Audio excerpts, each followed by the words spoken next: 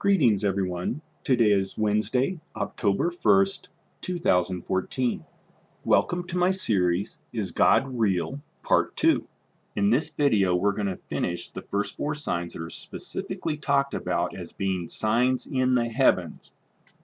The Revelation 12, 1 and 2 sign that we've already talked about fits very nicely. The Matthew 24:30 sign that we just finished fits very nicely. But if these two are correct, then somewhere between them we have to find Revelation 12:3 and Revelation 15:1's sign in the heavens. Revelation 12 verses 3 to 6. And there appeared another wonder in heaven, and behold, a great red dragon, having 7 heads and 10 horns and 7 crowns upon his heads. And his tail drew the third part of the stars of heaven, and did cast them to the earth. And the dragon stood before the woman which was ready to be delivered, for to devour her child as soon as it was born. Now the verses in yellow are a description of the dragon. We're just looking for the sign at this point. And the sign we are looking for is a great red dragon, or a fiery dragon. And the dragon stood before the woman which was ready to be delivered. This is the same woman out of Revelation 12, 1 and 2. In Revelation 12, 1 and 2, we have a woman travailing in birth. And then in verse 4, we have a woman which is ready to be delivered. This is the same woman, it's the same birth. What we have to do is go find the woman as she's ready to be delivered and see if there's a fiery dragon standing in front of her. Just 3 weeks after the Revelation 12, 1 and 2 great sign in the heaven, we see this. Jupiter is 2 days from being born right here. The following day, it's going to be right on the constellation line. The day after that, it's going to be outside the constellation. So this fulfills the verse of being ready to be delivered. Do you see a fiery dragon standing in front of this woman? Could the sun be the fiery dragon? The sun is standing right in front of the woman, and this fiery dragon has burned your skin before. Now, if this is true, this does fulfill the first part of this sign, but there's more. Back to Revelation 12, verses 3 to 6, let's add verse 5. And she brought forth a man-child who was to rule all nations with a rod of iron, that's Jesus, and her child was caught up unto God and to his throne. Now, verse 6 is talking about a different part of the sign that we are going to talk about in a later video. Revelation 12:5, and her child was caught up unto God and to his throne. This part of the sign happens over a period of about 2 months. It starts with the fiery dragon standing in front of the woman as she's about to give birth, and ends with the child caught away up to God's throne. What we are going to watch in this sign is Jupiter being born, and the fiery dragon, the sun, is going to start swooping in to try to devour the child.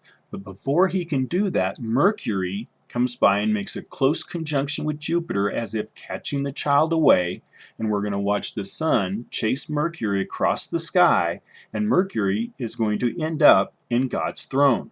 But before we do that, I need to remove a few things. Here is the sign in Revelation 12:5.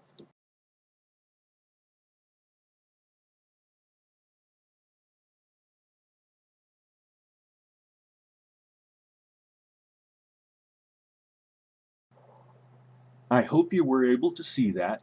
Now, why do I think this group of the sun surrounded by 4 planets is God's throne? Let's zoom in on it and take a look.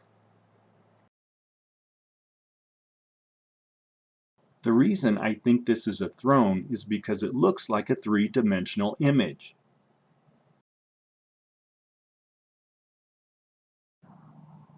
I believe this is the end of another sign talked about in the heavens in Revelation 12, 3 to 6.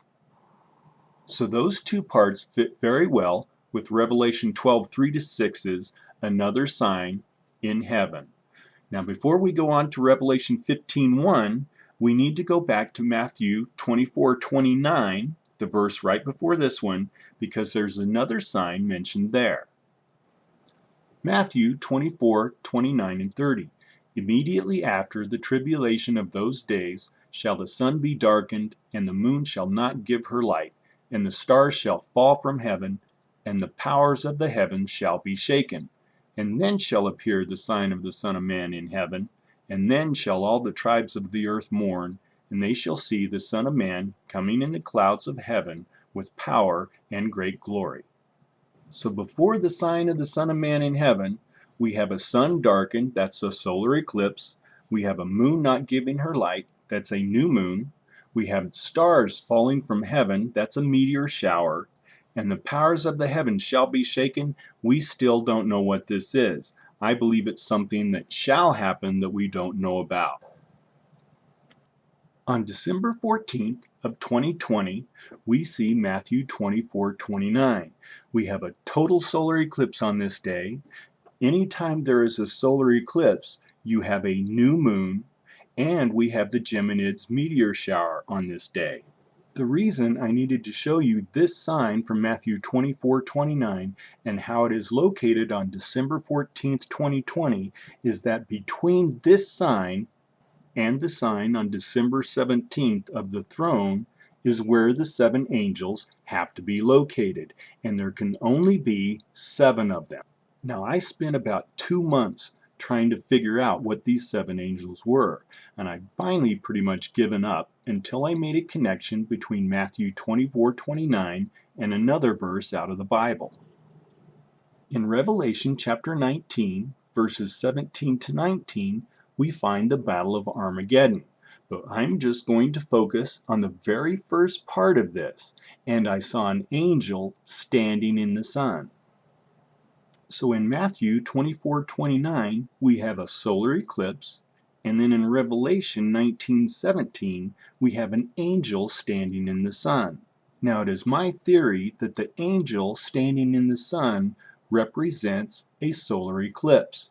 I believe these 2 verses are talking about the same period of time.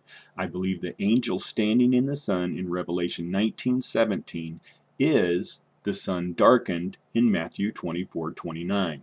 So between the throne on December 17th, 2017 and the solar eclipse on December 14th, 2020, there have to be exactly 7 solar eclipses. And there are exactly 7 eclipses between these 2 signs.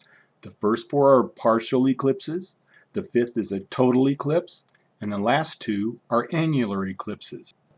These 7 eclipses correspond with 7 angels carrying the 7 bowls with the 7 last plagues.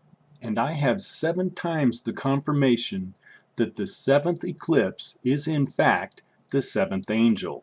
But we do not have time to go into that in this video. So back to the total eclipse on December 14th, 2020. This is marking the end of the tribulation period and marking the beginning of the Battle of Armageddon.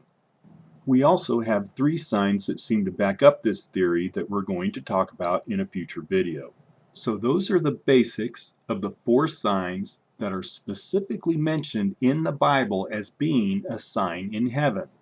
So here are the things we've talked about in this video, and here is what we have so far.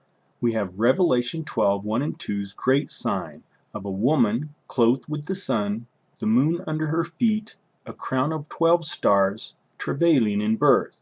And we have Revelation 12:3 to 6's another sign of a fiery dragon standing in front of the woman as she's about to give birth, and her child is caught up unto God and to his throne. We have the 7 angels and 7 plagues from Revelation 15:1's great and marvelous sign. We have Matthew 24:29 sun darkened, and Revelation 19:17 angel standing in the sun. We then have Matthew 24:30's sign of the Son of Man with King Jesus on the cross. The last thing I want to talk about in this video is the 7th millennium. On the Hebrew calendar, we have just passed over into the 7th millennium on both the spiritual and civil calendars. And in the first 7 years of the 7th millennium, we have the 4 signs spoken of in the Bible showing up. And the great sign in Revelation 12:1 and 2 is now less than 3 years away. And before this happens, There are 7 seals and 6 trumpets.